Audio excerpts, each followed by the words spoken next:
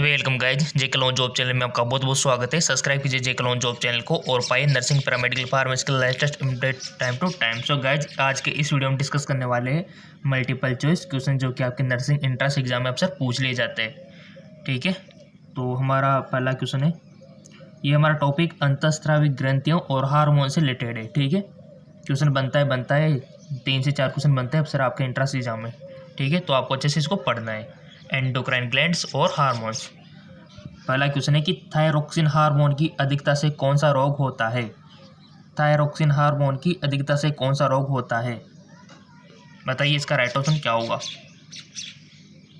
So guys, इसका right option है osteoporosis. ठीक है, इसका अपोजिट भी आपसे पूछ लिया जा सकता है कि थायरोक्सिन हार्मोन की कमी से कौन सा रोग होता है, फिर आपको गलखंड बताना है। ठीक है, चलते आगे।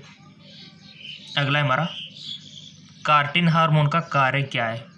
कार्टिन हार्मोन का कार्य क्या है, most important question. So guys, इसका ऑप्शन हो जाएगा शरीर, इसका जो राइट ऑप्शन है, शरीर में जल और लवणों का संतुलन बनाए रखना, वाटर एंड सॉल्ट का बैलेंस बनाए रखना, कार्टिन हार्मोन का फंक्शन से। ठीक है, चलते आगे और भोजन के तत्वों की ऑक्सीकरण में सहायक है, ये भी इसमें सही है। ठीक है, ये इसी का है, ये भी हमारा एक तो ये हो गया कंप्लीट। अगला है कि भोजन के तत्वों के ऑक्सीकरण में भी सहायक होता है कोर्टिन। ठीक है, और अगला है हमारा लिंग परिवर्तन में भी सहायक है। ये 3 फंक्शन हो गए हमारे कोर्टिन के। ठीक है, पहला कौन सा है, शरीर में जल और लवणों का संतुलन बनाए रखना। अगला है भोजन के तत्वों की ऑक्सीकरण में सहायक है। अगला है हमारा लिंग परिवर्तन में सहायक है। ठीक है, चलते आगे की ओर। लिंग परिवर्तन से आज से है कि इससे अगर कार्टिन हार्मोन की अधिकता हो जाती है ना, तो मेल में फीमेल जैसे सिम्टम दिखने शुरू हो जाते हैं। ठीक है, अगला है हमारा, पैराथार्मोन हार्मोन का क्या कार्य है। यहाँ पर कारण दिया हुआ है बट यहाँ पर क्या कार्य है। ठीक है, पैराथार्मोन हार्मोन का क्या कार्य है, बताइए। सो सिंपल, कैल्शियम और फास्फोरस का नियंत्रण करना। कैल्शियम और फास्फोरस का नियंत्रण करना पैराथार्मोन हार्मोन का फंक्शन से। अगला है, पीयूष ग्रंथि को कौन नियंत्रित करता है। पीयूष ग्रंथि को कौन नियंत्रित करता है, हाइपोथैलेमस ग्रंथि के हार्मोन नियंत्रित करते हैं। ठीक है, कौन कंट्रोल करता है, हाइपोथैलेमस ग्रंथि के हार्मोन। अगला है हमारा, हृदय के पास में कौन सी ग्रंथि पाई जाती है। हमारा जो हेड है उसके पास में कौन सी ग्रंथि पाई जाती है, सिंपल, थाइमस ग्रंथि। ठीक है, थाइमस ग्लैंड पाई जाती है। चलते आगे को। अगला क्वेश्चन है, किस हार्मोन की कमी से ऋतुस्राव यानी कि मेंस्ट्रुअल साइकिल यानी कि एमसी होती है, बताइए किस हार्मोन की कमी से होता है ये। सो गाइज, आप बायोलॉजी के स्टूडेंट हो, बता दीजिए, बहुत ही इंपॉर्टेंट है ये क्वेश्चन, अक्सर नीट में भी पूछा जा चुका है कि किस हार्मोन की कमी से मेंस्ट्रुअल साइकिल होता है। सो गाइज, आपने अगर मेंस्ट्रुअल साइकिल का चार्ट पढ़ा होगा बायोलॉजी में, तो आपको पता है कि कार्पस लूटियम होता है। कार्पस लूटियम प्रोजेस्टर का सिक्रेशन करता है, फिर वही किसमें बदल जाता है, कार्पस एल्बिकेंस में। कार्पस एल्बिकेंस में ये सफ़ेद रंग की संरचना होती है। तो आप समझ गए होंगे किस हार्मोन की हम बात कर रहे हैं, वो है प्रोजेस्टेरोन हार्मोन। ठीक है, कार्पस लूटियम जो होता है वो प्रोजेस्टेरोन हार्मोन का सिक्रेशन करता है। जब ये कार्पस एल्बिकेंस में परिवर्तन हो जाता है तो प्रोजेस्टेरोन हार्मोन का स्राव होना बंद हो जाता है। इस वजह से हमारे जो यूट्रस की जो फीमेल्स में लेयर होते हैं एंडोमेट्रियम, उसका ब्रेक डाउन होकर ब्लीडिंग के रूप में वेजाइना के थ्रू बाहर आ जाता है। ठीक है, तो इस कारण से ये सब किसका है, कारण प्रोजेस्टेरोन हार्मोन का। ठीक है, इसकी कमी हो जाती है। चलते आगे एक और। अगला है हमारा, पौधों में तने की लंबाई के लिए कौन सा हार्मोन जिम्मेदार है। जी हाँ, बिल्कुल, तने की लंबाई के लिए। सो सिंपल, इसका राइट ऑप्शन हो जाएगा ऑक्सिन हार्मोन। ठीक है, ऑक्सिन हार्मोन जो होता है तने की लंबाई के लिए जिम्मेदार है, ये इसका काम है ऑक्सिन का। चलते आगे एक और। अगला क्वेश्चन है, कौन सा पादप हार्मोन कोशिका विभाजन में सहायक है। कौन सा पादप हार्मोन कोशिका विभाजन में सहायक है। सो इसका राइट ऑप्शन हो जाएगा जिब्रेलिन। ठीक है, जिब्रेलिन। जिब्रेलिन हार्मोन कोशिका विभाजन में सहायक है। चलते आगे की ओर। अगला क्वेश्चन है, कौन सा पादप हार्मोन फलों को जल्दी पकाने में सहायक है। कौन सा पादप हार्मोन फलों को जल्दी पकाने में सहायक है, सिंपल, इसका राइट में इथाइलिन। ठीक है, इथाइलिन होता है जो कि फलों को कृत्रिम रूप से पकाने में सहायक है। या फिर यहाँ पर पूछा गया है कौन सा पादप हार्मोन फलों को पकाने में सहायक है, तो इथाइलिन है। ठीक है, सो अगर आपके पास इथाइलिन है तो आप कृत्रिम रूप से भी पका सकते हो। चलते आगे की ओर। कौन सा पादप हार्मोन बीजों को अंकुरित होने से रोकता है? Most important. इसका यूज गोदामों में किया जाता है ताकि वो अंकुरित ना हो। कोई भी चीज़ अगर हम रखते हैं वहाँ पर, कोई भी सब्जी रखते हैं तो, ठीक है। सिंपल, इसका राइट ऑप्शन हो जाएगा एब्सिसिक अम्ल, ठीक है। ये अंकुरित होने से रोकता है, किसी भी चीज़ को, बीज को उगने से रोकता है, ठीक है। चलते आगे और अगला क्वेश्चन है, फलों को भंडार घरों में कृत्रिम रूप से पकाने के लिए कौन सी गैस का प्रयोग किया जाता है? बताइए, कृत्रिम रूप से पकाने के लिए कौन सी गैस का प्रयोग किया जाता है? एसिटिलीन गैस का, ठीक है। चलते आगे और अगला क्वेश्चन है, शीत भंडार में आलू के कंदों को अंकुरित होने से रोकने के लिए किसका छिड़काव किया जाता है? शीत जो कोल्ड स्टोरेज होते हैं वहाँ पर आलू के कंदों को अंकुरित होने से रोकने के लिए किसका छिड़काव किया जाता है? एसिटिक अम्ल का, ठीक है, क्योंकि अंकुरित होने से रोक देता है। अगला है हमारा, गाइज अगर किसी भी टॉपिक पर एमसीक्यू चाहिए तो कमेंट कर देना, ठीक है। कोई भी टॉपिक हो गया, विटामिन वाला हो गया, मानव के रोग हो गए, संचरित रोग हो गए ना, बहुत सारे टॉपिक है, आप बता देना। जिसकी भी डिमांड हो, जिसके ज़्यादा कमेंट आएंगे उसके ऊपर आपको मिल जाएगा, ठीक है। अगला है हमारा, कौन सा हार्मोन अंडो उत्सर्जन यानी कि ओव्यूलेशन में सहायक है? Most important. कौन से हार्मोन से हमारा ओव्यूलेशन होता है फीमेल्स में? ओव्यूलेशन कब होता है ये भी आपको पता होना चाहिए। ओव्यूलेशन कब होता है? जैसे कि मेंस्ट्रुअल साइकिल आज हुआ 1 तारीख को, अगले टाइम पे सिंपल सी बात है कि 1 महीने बाद वापस आ जाएगा 30 को। तो ओव्यूलेशन किस टाइम पे हो जाता है? मिडिल में हो जाता है, यानी कि 15वें दिन में हो जाता है ओव्यूलेशन, ठीक है। यहाँ पर हो जाता है ओव्यूलेशन। तो ये किस हार्मोन की वजह से होता है? सिंपल, ल्यूटिनाइजिंग हार्मोन, ठीक है। इसको LH भी बोल सकते हो। ल्यूटिनाइजिंग हार्मोन की वजह से ओव्यूलेशन होता है, और ये हार्मोन ही सहायक है ल्यूटिनाइजिंग हार्मोन ओव्यूलेशन के लिए, ठीक है। याद रखिएगा, ल्यूटिनाइजिंग यानी कि आपका किस तरह से याद रख सकते हो, जैसे कि अंडोत्सर्ग यानी कि फ्लोएम नलिका में, फ्लोएम ट्यूब में आ जाता है। ये कहाँ से? ओवरी से निकल के, ठीक है। ओवरी से निकल के कहाँ आ जाता है? फ्लोएम ट्यूब में। तो आप इसको कैसे याद रखोगे? देखो, ल्यूटिनाइजिंग का मतलब होता है कि ये जो एग सेल है इसको लुटा दो। ल्यूटिनाइजिंग बाय लुटा दो, लुटा के ये कहाँ आ जाएगा? ओवरी से फ्लोएम ट्यूब में आ जाएगा, ठीक है। ल्यूटिनाइजिंग मीन्स लुटा दो, तो इसने लुटा दिया किसको? एग सेल को, और वो आ गया फ्लोएम ट्यूब में, ठीक है। इस प्रकार से भी याद रख सकते हो, सिंपल है, ठीक है। चलते आगे। हमारा जो यूट्रस होता है, गर्भाशय का संकुचन किस हार्मोन से होता है? बताइए। यूट्रस जो होता है आपको पता ही है, इसका संकुचन किससे होता है?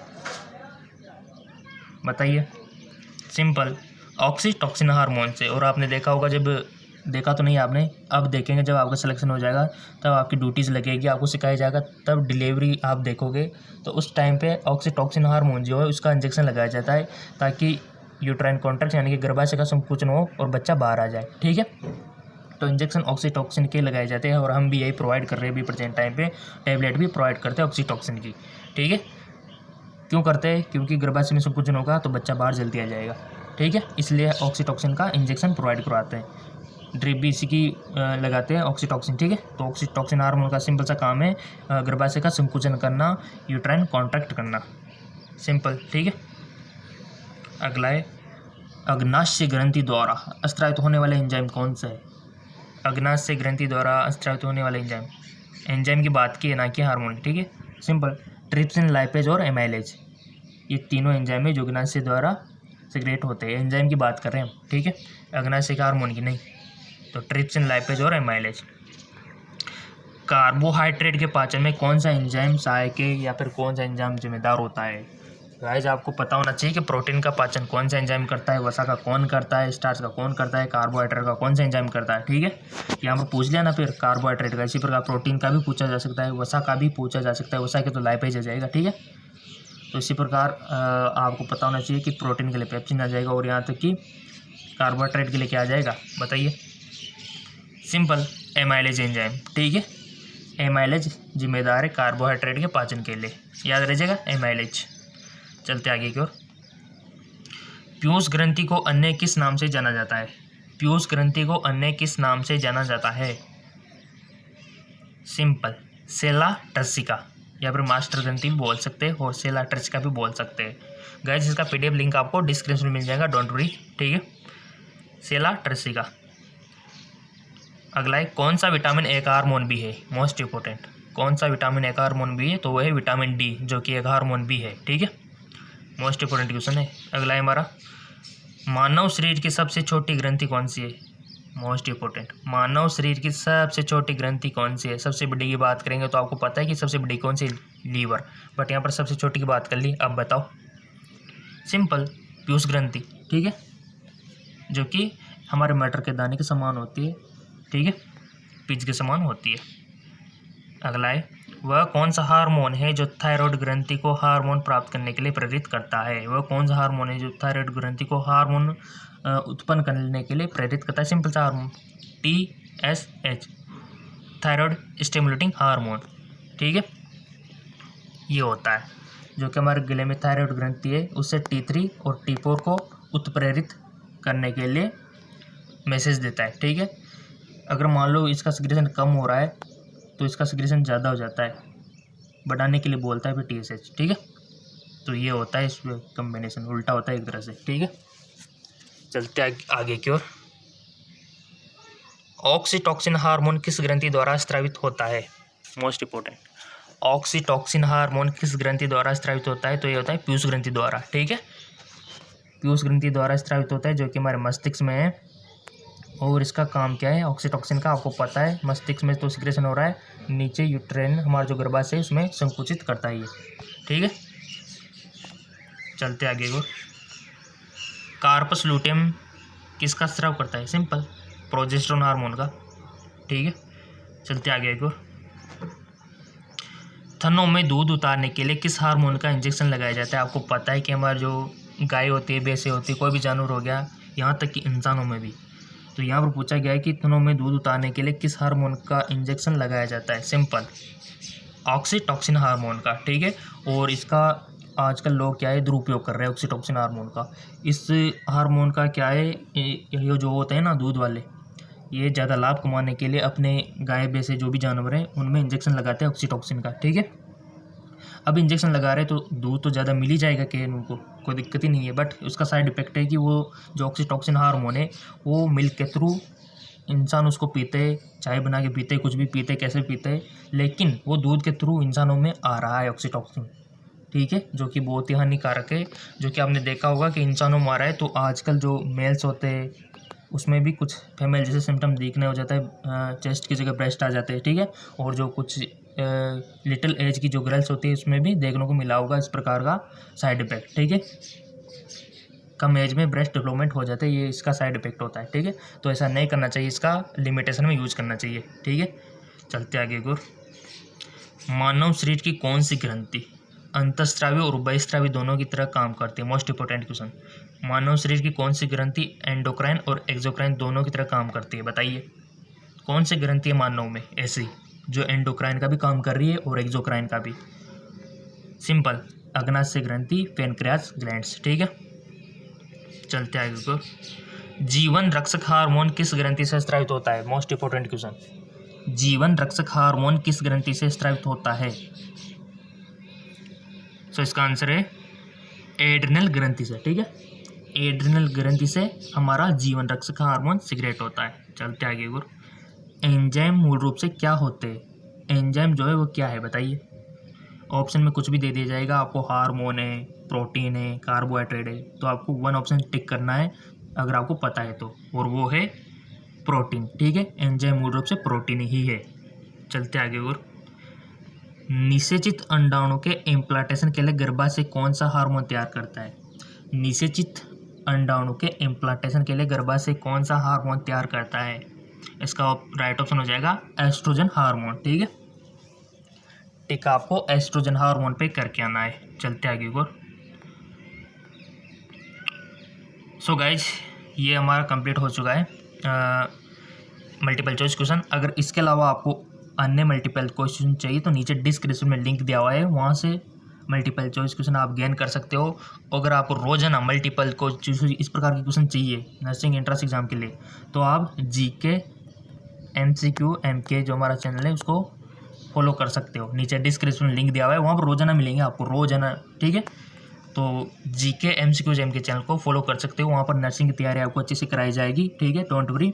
और सारी जानकारी आपको इसी चैनल पर दे दी जाएगी, जैसे कि बिजनेस फॉर्म कब आएंगे, सिलेबस क्या, इंटरेस्ट कब होगा, ठीक है। बट मल्टीपल चॉइस क्वेश्चन अगर आपको चाहिए, आप ऑनलाइन तैयारी करना चाहते हैं, तो नीचे डिस्क्रिप्शन में लिंक दिया हुआ है, चले जाइए, नीचे डिस्क्रिप्शन लिंक है, वहाँ से आप प्राप्त कर लीजिए, ठीक है। तो जाइए, नीचे डिस्क्रिप्शन में लिंक दिया हुआ है और अपनी तैयारी को और बेटर बनाइए।